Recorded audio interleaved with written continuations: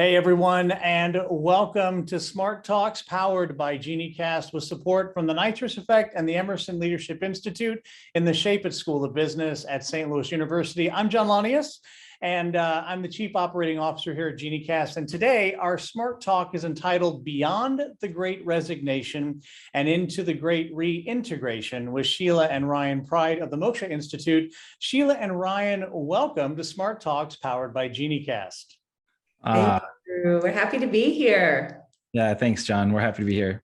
You know, I'll be honest with you. I was bouncing to the music before we started, and so producer Chris, great job on choosing that music today, because you got me relaxed and put us in a great space. So I'd like to introduce both Sheila and Ryan, and so I'm going to do that now. So Sheila Pride is an advanced facilitator and the CEO of the Moksha Group, a leadership and culture shaping firm working with Fortune 500 companies globally.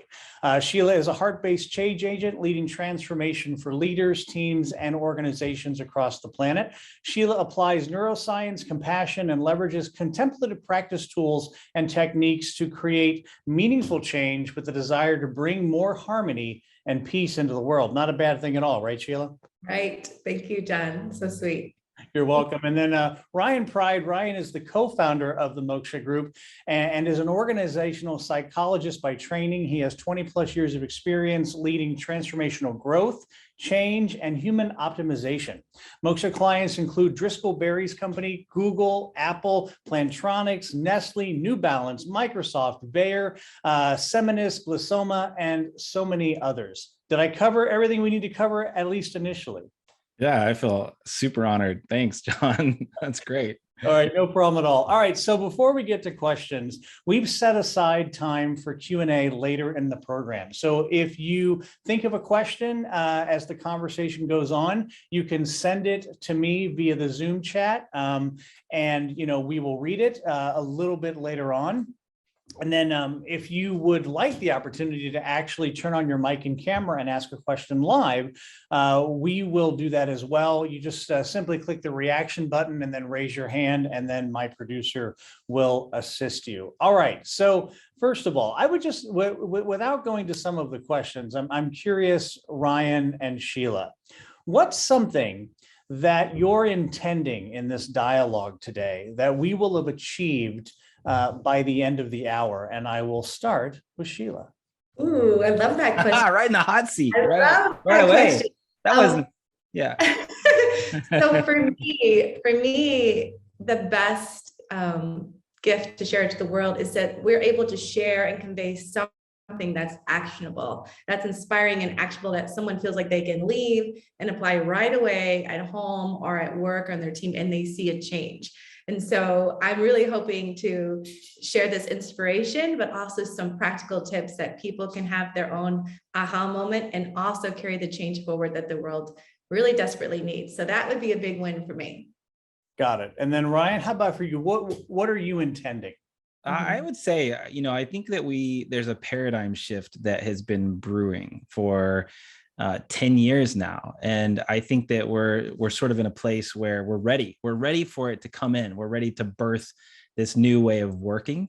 And I would love just to allow permission for people to work in a different way, because I think that everybody's really hungry for it. And it's a big reason why we see the Great Resignation. And of course, we're going to get into that.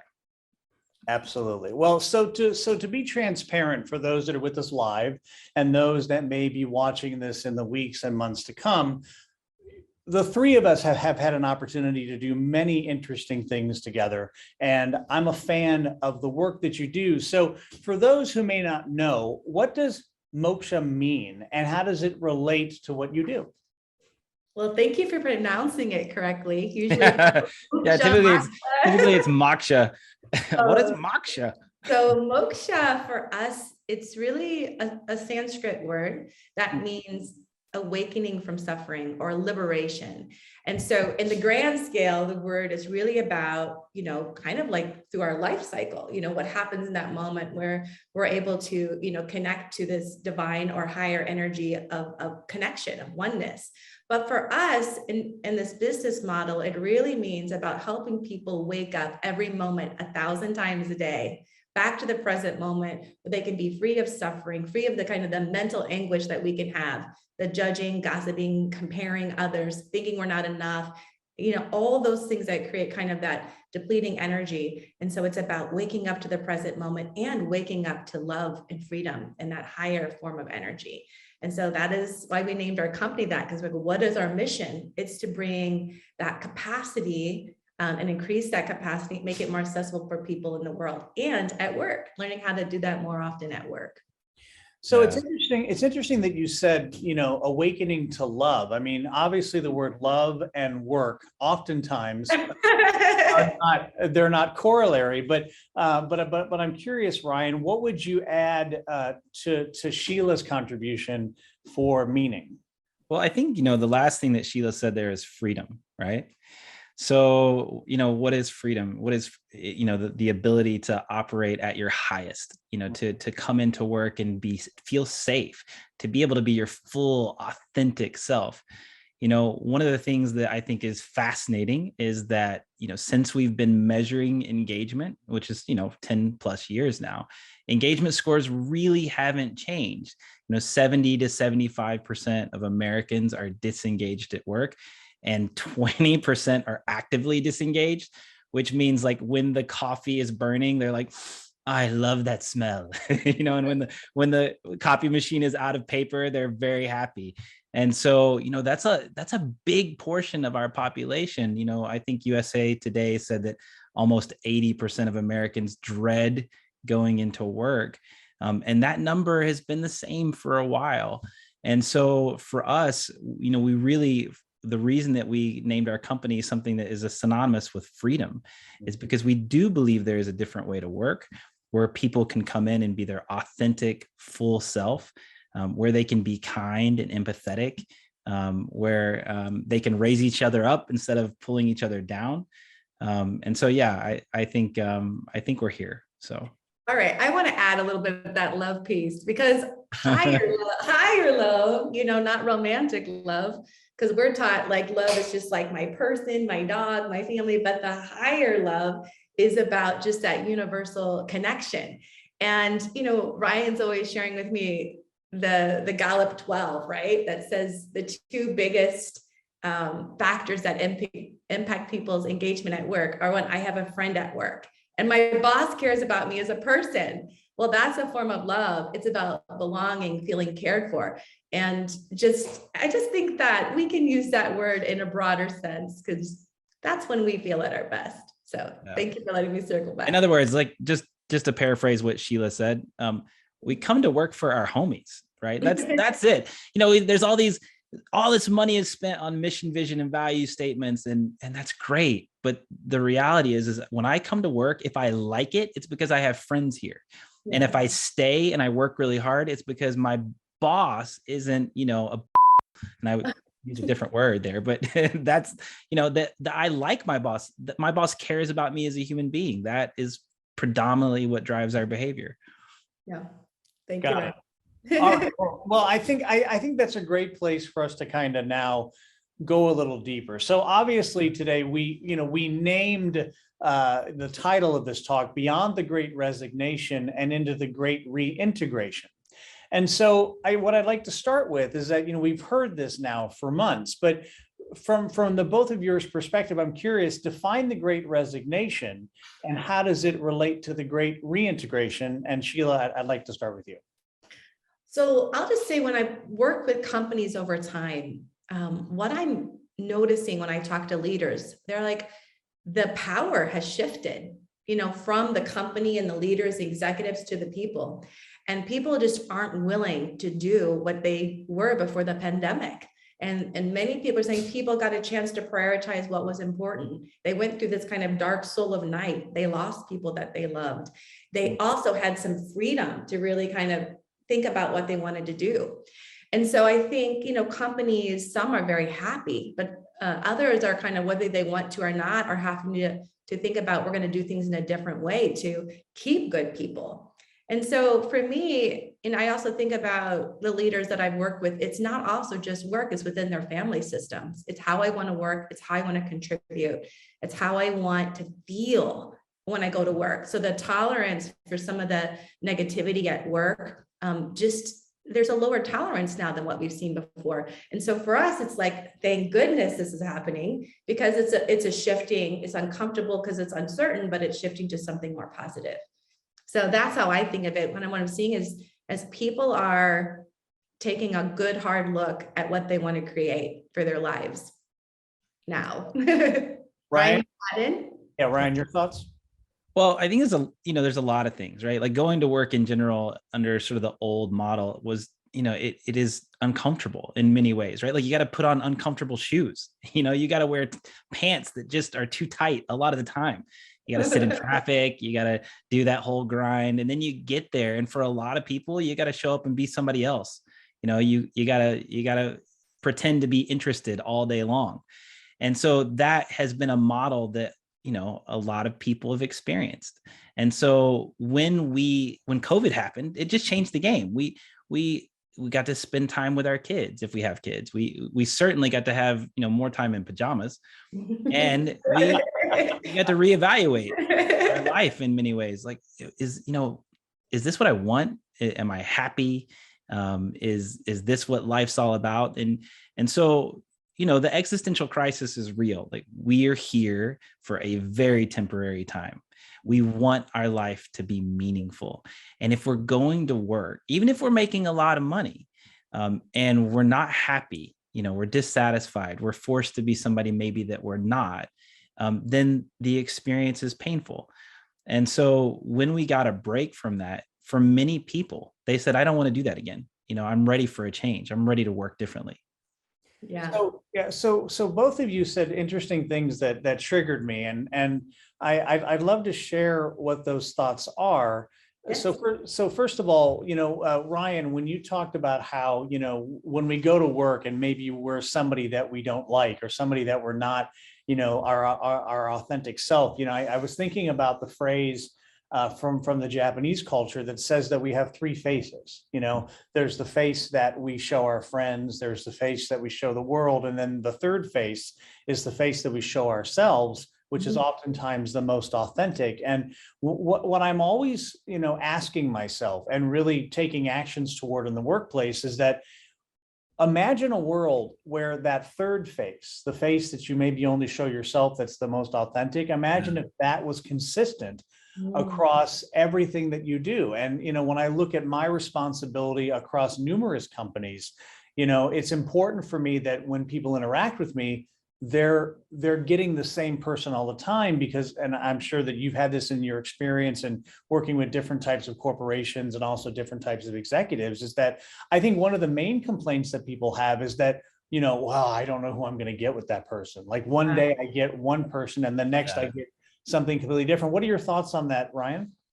Well, I mean, there's a few different thoughts came up. The first that obviously is you have to spend time getting to know who you are, right? Just understanding yourself. And most people don't, want to spend time with their own thoughts. There's a great study out of the University of West Virginia by a guy named Timothy Wilson. Hopefully I got that name right, where he put people in a gym and basically their only job was to sit alone with their own thoughts for 15 minutes. They also had the option, if they wanted to push a little red button, and that would electrocute themselves, right? It would just shock them. Okay. And about 2/3, almost 3/4 of people, after about minute 7 or 8, were just so bored that they hit the red button, right? So in other words, about 3/4 of us would rather shock ourselves than sit alone with our own thoughts. So that's, maybe that's a tough statistic, right? So, the first thing we have to do is actually be willing to do that inquiry work. And then I think Sheila can add to this because this is really her expertise. But the second thing that we have to do is recognize that we're emotional creatures and our feelings drive our thoughts. And we like to think that we're very Vulcan, but we're not. Our feelings pretty much run the show. When you look at the neuroscience, you find that the relationship between the heart and the head puts way more emphasis on the heart. So Sheila, I don't know if you want to add to that, but. I would just say, when we create like a culture of trust, and often the loneliest place in an organization is the executives, because Yeah. there's so much pressure for them to always be coherent, to always have it together, to not, express a lot of a strong range of emotion, right? And so one of the things that we work with is creating an environment for people to be authentic and real, right? And to understand, how do we co-regulate together? And then how does it give permission for leaders to say, hey, my wife is going through chemotherapy right now. I'm not getting a lot of sleep. I'm going to be coming in and I may not be at my best. Don't take it personal. Versus that same leader, which, when we work with leaders, they keep that all buried in and show up, but we're mammals. And one of the things we realize is that when someone puts that face out, but their inner world is not matching their outer face, it's felt, it's understood. It's the worst. It is the worst condition for a human being to have a leader saying one thing, but their nervous system and their nonverbals are saying something completely different. So really the medicine is that compassion, that understanding, that safety to be vulnerable, and to create these authentic work environments where people get the love and support that they need to be real human beings at work.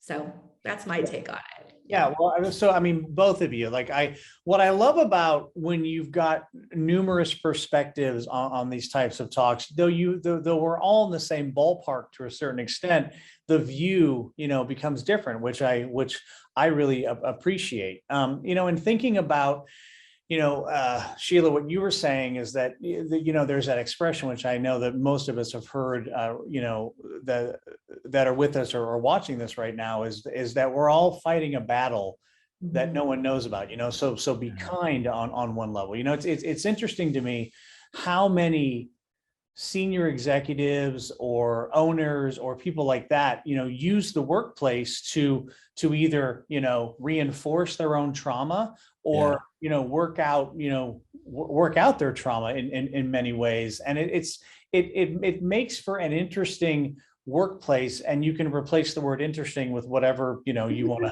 to for your own experience. But that kind of leads us to engagement, right? Like, when you work for an inspiring leader or work with an inspiring leader, which I think is even a better way to say it, there is natural engagement. So from the both of your perspective in the work that you've been doing, and we'll start with Sheila this time, what really engages employees, and how can we tap into that daily? That's a good, I love that question. It's so basic, the answer, it's basic and beautiful is how I say it. It's feeling safe. So when we think of like neuroscience, people need 3 things in order to not get triggered. And when we're in a triggered state, we don't have access to our prefrontal cortex. We can't have empathy for others. And we actually can't even listen accurately. So people need to feel safe. They need to feel safe to make mistakes, to not be perfect. They need to feel empathetic connection. They also have to have this safety need around being successful, but they're not being blocked or sabotaged. And then the number 1 is they need to feel part of something, so belonging. So for us, it's like working with leaders and groups. How do you create safety? What makes you not feel safe? How do we create that? 2, what do you need to feel like you can be successful? For a lot of folks, it's where do I stand? Can I get coaching? So many folks we work with will say, I kind of like my job, but I don't know where I stand, and no one's invested in me to help me hit that next level inside the organization or out. And then 3rd, I want to feel like I matter, that what I'm doing matters. It makes a difference and I'm seen. And so that's the work that we do. And then the blocks to that is what you were talking about, is our traumas. And so I've thrown out the word dysfunctional and used regulated or dysregulated. That's kind of, how do we create regulation for teams to have honest feedback conversations, to get feedback, to share, to give each other coaching and to be able to move forward. And so for us, we really train a lot around compassionate communication and have people practice that. Because when people can have those real conversations, a lot of problems get fixed, but they need to be able to have them and feel actually coherent and comfortable inside and not triggered in such a meaningful way. Thank you, John. Yeah, so I'm making notes because I want to hear from Ryan, but you said a number of things, Sheila, that I'm like, oh, I want to address that. So Ryan, what really engages employees, and then we'll discuss everything. Well, I mean, the easy answer is your boss, right? But it's not the things we typically think about, right? If you were to ask most people to think about the worst boss they've ever had, and also the best boss they've ever had, and just list those value-based characteristics. For the bad boss, you're going to get things like selfish, not empathetic, and for your good boss, you're going to get, cares about me as a human being, listens well, is present. You don't get the things that they teach you in your management training classes, right? You're not going to get the 21 steps of, or the 7 ways to, it's not, set a great vision and chart the course. It's like my leader cares about me as a human being. And there's some great work by Daniel Goleman, and he basically demonstrates that you can actually observe performance changes after the boss leaves the room. If the boss leaves a positive resonance, performance goes up. If the boss leaves like a negative resonance, performance goes down. And so, John, I know you're a smell expert, right? So it's like hang on. For those that don't know, please explain that. Well, I know that you're like an incense guru, and and I'm probably, there's probably way more I could go into that, but the analogy would be that when your boss leaves a room, if it smells badly, you don't really want to work. And in a nutshell, that's what it's all about. Yeah. And so for us, a big part of our work is helping leaders become better leaders, but it's not through giving them, a note card of things they're supposed to say. Right? Like, it's helping leaders become more self-aware, helping leaders get into their heart, and helping leaders be more mindful. I got it. Yeah. So just to clarify, I'm an aromatherapy and world incense expert, which if you go to my LinkedIn, one of my articles is the scent of peak performance, which completely embodies exactly what Ryan just said. So out of context, when you say that, people are like, wait, what does that mean? Right, smell expert. So all right, this is great. So in looking at, or in responding to both of your responses, one of the things, and I'm curious if I'm just an anomaly, right? But I have spent my entire career, and for whatever reason, I seem to be the yin to the yang of different types of leaders. Like, so there seems to be like the recurring motif of that. I find myself in places of great chaos, that when I then apply my knowledge, skills, and abilities, that chaos then turns into something, much more positive. I think about, have you ever heard the story of the peacock? Tell us. So I love this story. So since we're talking about India and we're talking about moksha, things like that, what a peacock does throughout its whole life is that it goes around and will literally ingest trash and ingest like the worst kinds of foods that are there. But when a peacock is really being its full self-expressed self, as Ryan and Sheila, you were saying earlier, is that what happens is that peacock suddenly spreads its feathers, and it creates beauty. And so one of the things I'm interested in, or at least that I've seen throughout this whole pandemic, like I didn't get to have a break. I mean, if anything, this was getting my black belt in business in many ways. Like, I had to make cuts, and I had to, have very difficult, hard conversations. But I also had, to be true to myself. And so in thinking about, have you found in your work since the pandemic, are people beginning to take more responsibility for their own views and perceptions around the workplace, or are they still waiting for a top-down kind of experience? What are your thoughts? Go ahead, Sheila. Yeah, that's a good question. I think it's probably mixed, but I'm seeing more people saying, it's not worth it to me any longer. What do I want to do? And I've seen people, executives that I've worked with for a long time, who were sticking out a situation that took the jump, that took a big jump, that took a huge leap. And whether that was quitting and then riding around in a van, or going to Europe, or taking a leap to work in another country at another global company. So I've seen people be ready to take risks, kind of the trauma that came from being in a pandemic, for many people woke them up to, wow, I don't know how long I'm going to live, and I want to make a difference. I'm going to make this choice. And for other folks, I think depending on their phase of life, if they have young kids, if they're the primary provider, they're searching, they're hoping, they're trying to create a change within that system, and they're kind of looking, but they're not asleep at the wheel. They just don't have the same capacity to make that leap because of their life circumstance. Yeah. So it feels good to have, and then leaders who weren't open to our type of work early on are now open and saying, hey, you talked about this 10 years ago. I wasn't quite ready. We're ready now.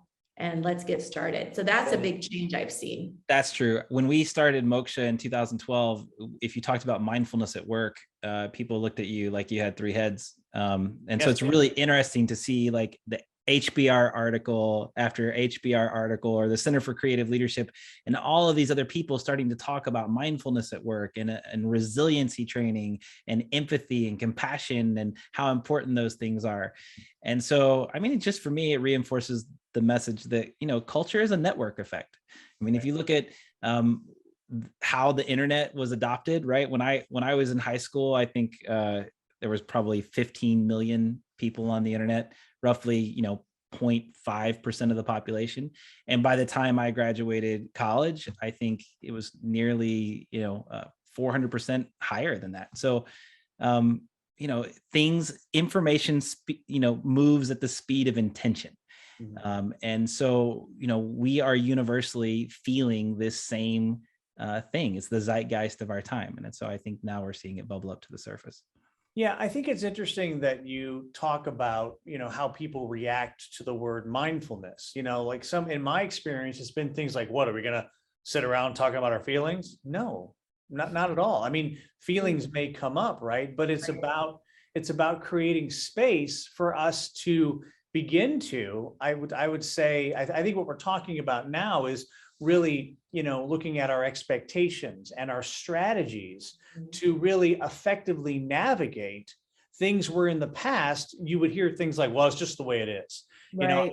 I had a couple of friends that went to work for the post office when they got let go during the pandemic, and they came back and reported their first couple of weeks. And what I heard, what the recurring motif was, yeah, just do your job. Nothing's going to change. Yeah, We're the post office. It's like, oh my gosh, like if every business were to approach that, we would still be in the 18th century, trying to figure out how to move freight across the land even before railroads. You know what I mean? Like it's a weird analogy there, or metaphor, but it becomes interesting where if we're not thinking about or really taking action on, improving our ability to communicate, expand, reach our goals with velocity, et cetera, I think we're missing something. So Ryan, we'll start with you this time. So how should leaders adjust their expectations and strategies in order to effectively navigate the great reintegration?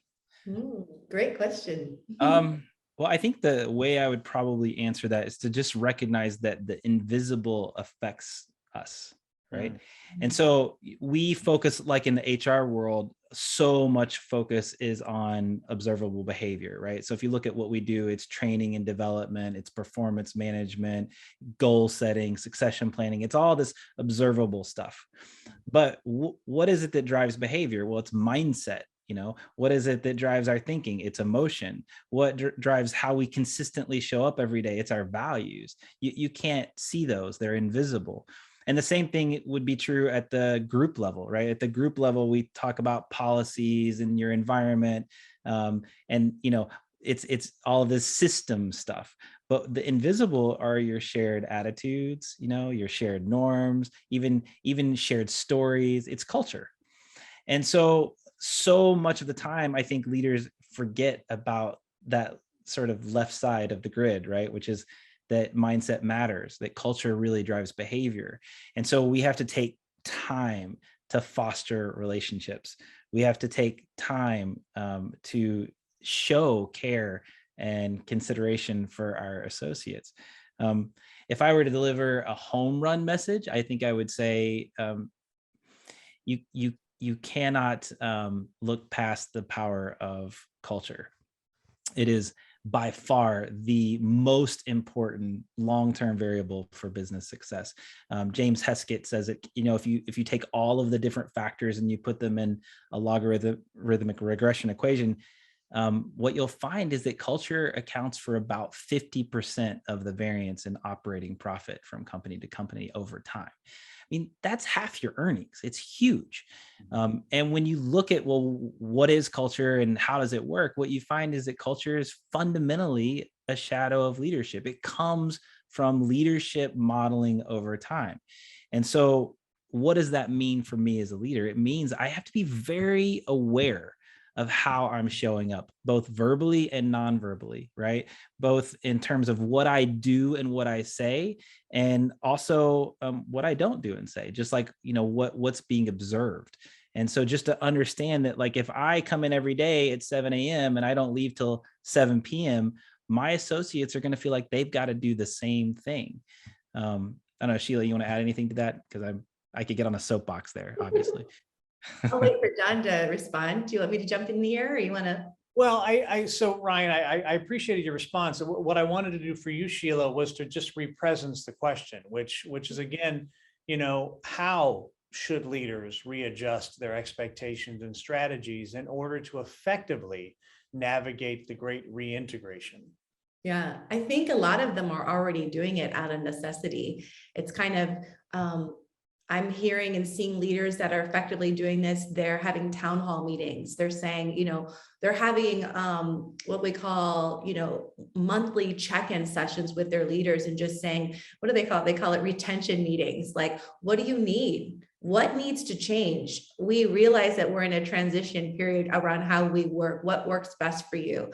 So companies are listening. They're finding out what's needed, what's going to work, and they're adopting and changing their policies from bottom up, which I like. It's kind of a bottom up change.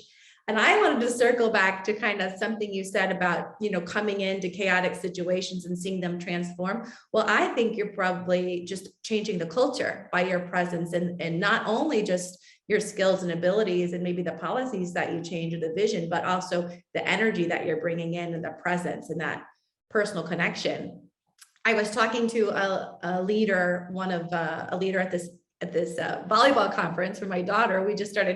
She asked what I did, and we were talking about it. And she said, I'll never forget, after 30 years of working in healthcare, she's a healthcare executive. I was younger in my career. I was sitting in the cafeteria, just eating some food, and an executive came down and was doing what we call leadership rounding. And he sat at my table. He looked at my name tag and he says, "Hey, nice to meet you. Can you tell me how you're doing?" And she said, I instantly just started crying. I knew him and I just unloaded the pressure I was feeling. And he just listened and he thanked me. He was fully present. He didn't fix everything, but he fixed a few things. And she says, I would have never left that job, but we moved out of state, and I've never forgotten that leader. And I have a positive resonance every time I think of him or that company. So I think, what Ryan and I are talking about is this resonance, this kind of heart-based leadership. We can't tell you exactly, what the formula is, other than listening to your people, get into your heart, vision with others. And that's kind of my takeaway. Well, can I add one thing to that, John? Of course. So, if you go across different organizations, you're going to see 100 different value models, and many of them are the same and many of them are different. And so, as an organizational psychologist, my question is, like, which one is right? Have we done any kind of empirical data review on this? And there isn't a lot that you can find. So it's, in many ways, companies are just sort of picking what they think are going to be the right values. But the values on paper are very different than the values lived. And the values lived, they come from, leadership actions that are seen and witnessed over time. And so, things that leaders can do is, are they showing kindness? Are they showing support? As Sheila said, are they listening? Are they blaming, shaming? Are they accountable? Are they modeling accountability personally? Do they believe in actually what's happening in the company? Are they supportive of where it's going? Do they demonstrate that on a regular basis? And so, it's to Sheila said, it's really just managing your whole total human operating system. And when you feel better as a leader, then your people feel that and they show up differently. It's also, John, doing what you did, having those hard conversations and being able to, so it's not Pollyanna good all the time, but it's Right. having those hard conversations, whether that's terminating someone, it's making hard cuts, but it's doing it with a certain persona of kindness and compassion. Yep. While you have those, so there's not basically a trauma of how things unfolded. It's like same as someone goes in and gets a diagnosis of an illness, how they were treated in that moment by the person who, tells them is a big impact on their recovery. And so even when you have to have those things, there's a certain quality, that's our passion, is how to help leaders not just get burned up and go through the motions. How do they keep I'm a social worker by training, so I know this work really importance of having your heart open, even through really difficult experiences, so that there can be this connection through it all. Yeah, and so again, making notes, as as we're going through this, it's like, I know that there's value clearly in big business and also in small business. And what I love about small business, and obviously there's all different types of small businesses, but for me as a leader, what I enjoy doing, one of the first things, I enjoy doing is actually interviewing an entire staff that I may be working with, because then I start to understand the mind of the people. To use a 3,000-year-old quote, it says, if you want to be a great leader, work with the mind of the people. Yeah. And then the other piece of this is that there are people who think, or there are persons who think in this case, that a business is static. And we kind of alluded at that a little earlier in the conversation, but every time that there's a staff change, or every time that there's a policy change, the conversation of the entire enterprise changes. So let's take that and include this in the great reintegration. What are you noticing about maybe, conversations that are shifting that you haven't necessarily heard before? That's a good question. I mean, I think that the biggest shift that we're seeing, obviously, is that remote work has really come into the foray, right? Like we're not showing up and having water cooler conversations like we used to. And you've heard the expression that the meeting happens after the meeting. But right now there's no meetings after meetings. We don't get off a Zoom call and then dial up and say, hey, like let's debrief that meeting. And so it is interesting that a lot of the things that really drive our feeling of connection and community that happen in the hallways of work, that isn't necessarily happening. And so one thing I think that could be an incredible benefit is just reintroducing the idea of creating community at work, even if you have to do it virtually, which means that we should be dialing in, not to just have a meeting and go through the agenda, but to connect as human beings. We should be scheduling in regular small talk conversation, maybe not even small talk, maybe deep talk. But it should, there should be a sense of having community at work, because it's really, really, really important for not only work, but also life. The number of social connections that you have are more predictive of your life expectancy than any other factor that we've measured, including how much you drink and if you smoke cigarettes and if you exercise every day. Social connections will outweigh that. And so it's incredibly important. And it's also one of the number one drivers of engagement. And engagements, oh my gosh, it's associated with so many positive outcomes at work. And I could go on a laundry list of that. But can I add something to that, John? Yeah. So the remote work thing does seem to be the big thing that leaders and teams are talking about. Some folks love it. Some folks are like, I think I'm having suicidal ideation from like working at home with my young kids and never getting out, having human connection. Like some folks are really struggling with their mental health. And so I have found that having a solution to this remote work thing will have to be complex, to work with a variety of different needs that people have. Some people tank in that environment and they need to have that kind of space. And so I just wanted to add that there is an importance of human connection, even like when we start meetings, when Ryan and I present, you know, when everyone's camera is off, we see their name. So a company will have us come in and they want us to do a culture session, and they've got 80 people and there's 5 screens on, 5 screens on. So our work becomes like, how do we bring presence and that commitment to be present, which requires everyone to show up and show their faces and to engage in the chat. And otherwise what happens is people are multitasking behind the scenes and not fully engaged. And so a big part of our work has been working in the remote community and saying, how do you all want to create that? How do you want to create that connection? The first step is really be there. Yeah. You know what I mean? Yeah. So looking at that, we've got about 15 minutes remaining. I want to shift a little bit now to, you know, both of you as experts in neuroscience and also positive psychology. We've heard a lot of positive psychology, I think, so far, you know, during this conversation. But in looking at some takeaways, what are the top things that we need to know either about neuroscience or positive psychology? And let's start with Sheila. Okay, so one of my favorites is this 5-to-1 ratio. And there's 2 things I'm going to talk about. So the 5-to-1 ratio was written about from the Gottman Institute, and they work with organizations as well as couples, and they can predict success, like marital happiness, but also success up to like 93%. And what they do is they take like a swab with inside the cheek, like a cortisol swab, and they find out, do teams or couples start producing stress hormones when they come together? Or do they produce things like oxytocin, dopamine, positive, what we call life-affirming hormones?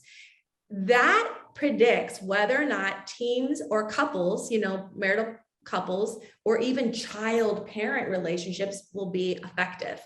And so we're talking about the nervous system level. So part of our work is saying, how do you repair with someone you've had difficulty with? Because how do you repair? How do you create positivity? Because our brain has a negativity bias, right? Which means we hold on to the negative automatically and much more the positive. And it takes, so the 5-to-1 ratio is that it takes 5 positive experiences. So John, if I just met you and let's say, you know, you were busy and distracted in our meeting and you didn't connect, my brain would record that as a negative unconsciously. The next time I would see you, I'd have a little apprehension, right? If you were positive and I felt connected to you, it would be kind of moving towards positivity. So one of the things we do with teams is we say, hey, look at the people you hang out with. What's your ratio? And when we say ratio, that also means like I bid for connection, right? Hey, how are you today? Do you look up from your phone, right? If I smile, do you smile back? If I ask about your family, do you ask about mine? If I give you gratitude, do you meet me? So the brain is always making what we call a we map unconsciously, and that will create kind of a lean in or an avoidance. And if we're aware of that ratio, then we can start to manage what we say, what we don't say, how we act and how we don't act. So I'll pause there. The other thing I'd love to be able to get to, if we have time, is a little bit about how to deliver feedback in a way that doesn't shut people down, because that's really important based on neuroscience as well. But I'm going to give Ryan time to share as well. Oh, is that my cue? John's cue, whatever. No, Ryan, go ahead, please.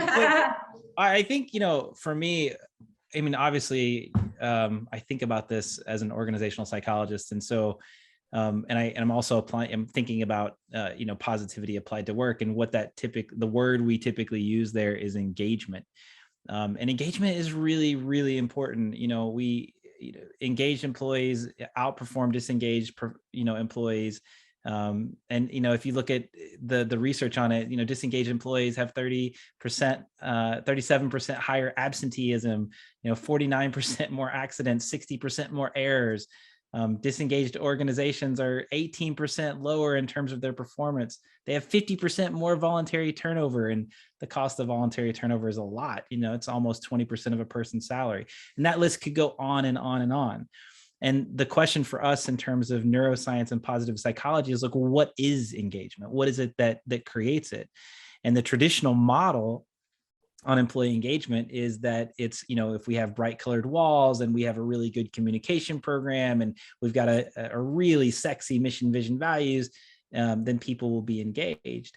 But that's just not the way it works. In fact, if I know every single thing about you, if I know how much money you make, what kind of car you drive, what kind of house you live in, I can only predict about 10% of your happiness, right?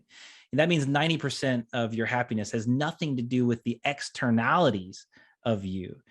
And so that's really, really important, because it means that happiness is an inside out phenomena. And all of the approaches that we see to change engagement right now are external to the individual. And so a big part of what Sheila and I are trying to change is that we need to shift. Engagement needs to be done from the inside out, right? So it's shifting from human resources to creating inner resources. And so now to answer your question. So what that means is, you can focus on things like optimism, right? Optimism is a choice. You can choose to see the glass as half full.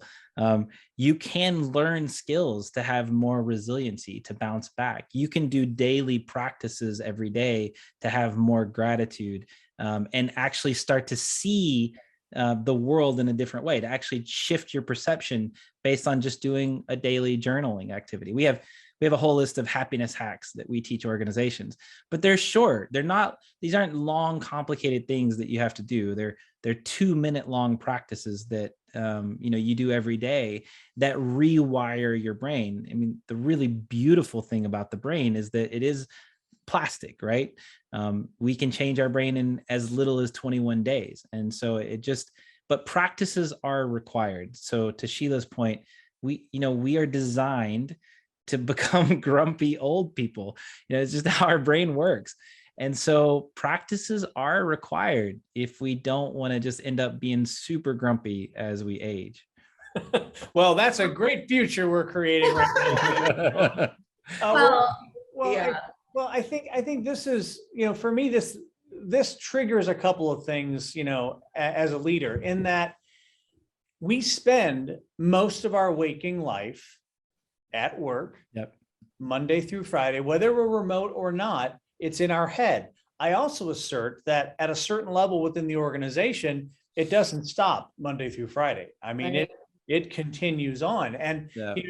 then there becomes that whole thing about, oh, well, be careful, you could get burned out, yada, yada, yada. And, it's interesting. It's like, it's to make a choice for happiness really is difficult for a lot of people unless they've been trained to do it. And so I think that what you're leading to is really, some of you, I think you just hit on this, some of the specific ways that you assist companies, which I want to ask you that here in a second. But looking that we've got essentially 10 minutes remaining, I do want to give participants the opportunity to ask any questions. I did just put a question in the chat. I said, what questions do you have? If you do not want to come on screen, we totally respect that. More than happy to recreate your question for Ryan and Sheila. So while those questions are coming in, is that, how do you specifically assist companies with their culture and engagement that would point to or move us further along in this great reintegration? And we'll start again with Sheila. So there's so many ways we can come in and support, whether it's starting just with a basic team offsite. Typically we're brought in just a team offsite, and then folks are like, this is so important. You need to meet with our CEO or executive. And that's really the best way for us to come in, is at a CEO or an executive team level on the business side. And traditionally what we do is we listen, the assessment piece, we really listen deeply to what's happening. And again, we're brought in for mergers and acquisitions, when there's new leaders coming in, where there's problems that happen that now is costing the organization money, right? And then we listen deeply to the people. So we do interviews like you do, John. We interview folks, we listen, we get the story that's not being told. And then we often share that back with the executive leadership team, and they're often pretty surprised. They maybe knew 50% of it, but 50% comes at quite a surprise with lots of misperceptions, things that aren't even accurate, but the stories are being told. And then we share, we do executive coaching to help leaders, especially high potentials, or folks who had a lot of skill, but not a lot of leadership skill. And then sometimes we work through, do culture training, culture immersions of bringing people throughout the organizations cross-functionally together through a whole organization from top to bottom to help reestablish these personal connections, to learn a new way of communicating, to build in these resiliency practices that Ryan and I are talking about that are 2 minutes that they can use to prep in a meeting, to prep for a hard conversation, to recover. And so we blend all these kind of neuroscience-based practices in, and then help them sustain that through follow-up coaching once we move out of that kind of direct intervention role. Ryan, I'm sure I missed some things, but yeah, I mean, it's ancient truths for the modern time, right? We're fusing neuroscience, positive psychology, and Zen together. And I think creating something that mirrors life and allows work not to be one-dimensional, right? Like we acknowledge even things like managing energy rather than managing time. I mean, these little, they're very simple little micro adjustments that you can make that actually lead to a completely different macro experience. mm-hmm. Yeah. And then helping leaders who are very strong drivers, high performers who jump over into a major stress response, and then they create a lot of damage in those 2 minutes, right? Because of their stress spills over. And so our work is really helping people learn how to self-regulate. We're doing more and more of that, even using biofeedback tools where people we can measure group coherence and individual coherence. And that's powerful because people see how when one person starts talking, how literally the group coherence, the nervous system of the group either goes up or it goes down. And that's a major motivation for people to change. Yeah, you want to be a brave leader, let your team do our biofeedback process where they, strap in these little earlobe connectors to their iPhone, measure group coherence, and watch as the boss comes in the door, what happens to everybody's nervous system, right? And if you see it plunge, right, then you've got work to do. So yeah, that's only for very, very high level teams that we break out that toolbox. Yeah. Well, so all right. So I'm looking at time. We've got about 7 minutes, and we have a question from Scylla and also from Julian. So I'm going to combine both of these, and I'm going to direct this first to Sheila, because Scylla is asking, or she's saying, I'm looking forward to hearing a little bit more from Sheila on how to give feedback. And then you've got Julian asking or saying that there's been a lot of negative feelings associated with the Great Resignation. So what positives have come out of that? So we're talking about ways to give feedback, and then also positives that have come out of the Great Resignation. Sheila, what are your thoughts? So I would say a couple quick things around feedback. This is my favorite training to give in general, because feedback is a thing, no matter how well what words you say or what your intention is, sometimes it lands a certain way that creates major negativity. So the newest thing on research is not so much about saying it perfectly, it's about receiving it well, practicing learning how to receive feedback well, and whenever we ask for feedback, and we do it often. So throughout the performance reviews in general, and you're asking for feedback often, what's one thing I did well? How could I be even more effective? What am I not seeing? What was the impact? Here was my intention. So you're driving the feedback, the receiver. That's called growth mindset, right? The other thing is very important to know is that at 3 months old, babies, when they do an fMRI scan, they can see whether they have more activation on the left or right. It's a really long name, but it's like part of the prefrontal cortex lights up. Some of us are born reactive. Some of us are born less reactive. We inherit a nervous system. When people receive feedback, there's a swing we all have different baselines, right? There's a swing when we receive feedback. For some people, it's a little swing. For other people, it's a huge swing, down or even up. So the most challenging nervous system is someone who can't really take in good, but they take in the bad so deeply and it dysregulates them for days, weeks, the simplest feedback. And so part of it is understand, having conversations with your peers and say, how do we get good at feedback? How do you like to receive it? But generally creating a culture where, so we get teams together and we teach them, ask for feedback, and they do it in real time. And usually limit the amount of feedback that you give so you can check to make sure people are perceiving accurately. And then finally, there's 3 things. People really want appreciation, gratitude, that's a form of feedback. People really want coaching, right? And they want to know where they stand, evaluation. Am I at risk or am I good? And so there's usually a distress if people want appreciation and you give them coaching. If they want coaching and you give them praise. So knowing what you want, asking for it, and as a leader, knowing what your people need and giving it to them, not at the end of the year, but all along the way. There's more, but I would say that's the most important piece. And then Ryan, about 1 minute, what's your response to that? Well, I mean, you know, the number one reason why we see the doctor in this country, like 70 to 80% of doctors' visits, are because of stress. The number one stressor for Americans is their work.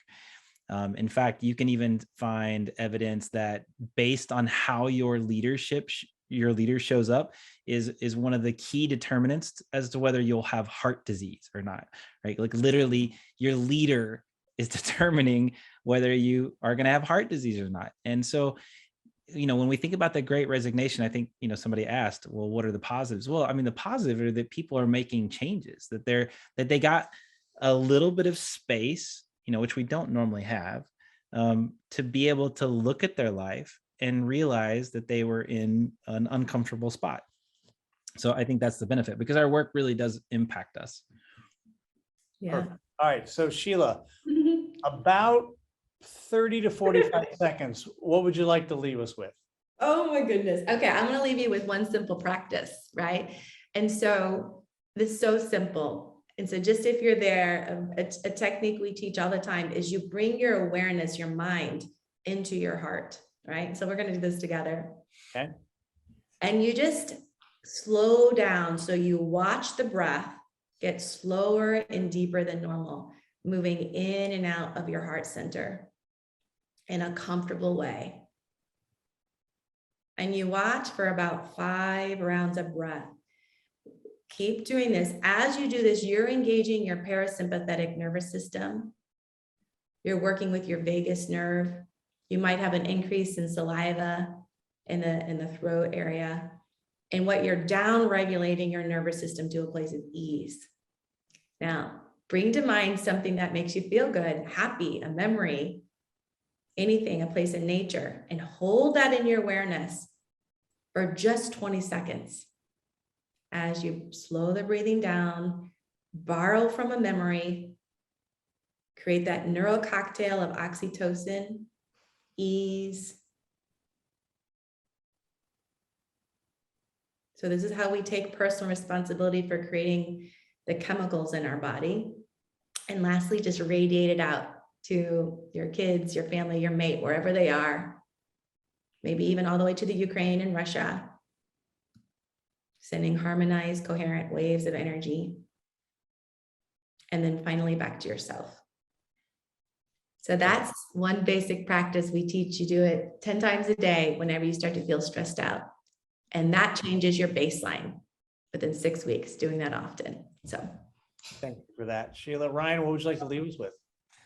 I think I would just say, you know, I want to encourage everyone listening that you have full permission to be your dynamic, flawed, messy, beautiful self at work. And if your work can't handle it, then go find some place that go join the Great Resignation, and then join the Great Reintegration, right? Which means reintegrating back into our heart. We have, you know, we are heart-based creatures, and when we live from this place, everything in our life expands and becomes better. I love it. You have been watching today's Smart Talk powered by Geniecast with support from the Nitrous Effect and the Emerson Leadership Institute and the Shavit School of Business at St. Louis University. My guests have been Sheila and Ryan Pride of the Moksha Group. How can they find you online, Sheila? Just the Moksha Institute or the mokshagroup.com. We changed our name. So the mokshagroup.com. Please reach out if you have any questions. We would love to share. And thank you for listening so well today. And thank you, John. And thank you, Chris. Thank you, Ryan. Yeah, thank you, John. Thank you, Chris. It's been wonderful. And thank you to all of our listeners. Just appreciate it so much. Yeah. Yeah, this has been a fantastic conversation today. Again, my name is John Lanius. Thanks for joining me. And in the weeks to come, more Smart Talks powered by Geniecast. We'll see you soon.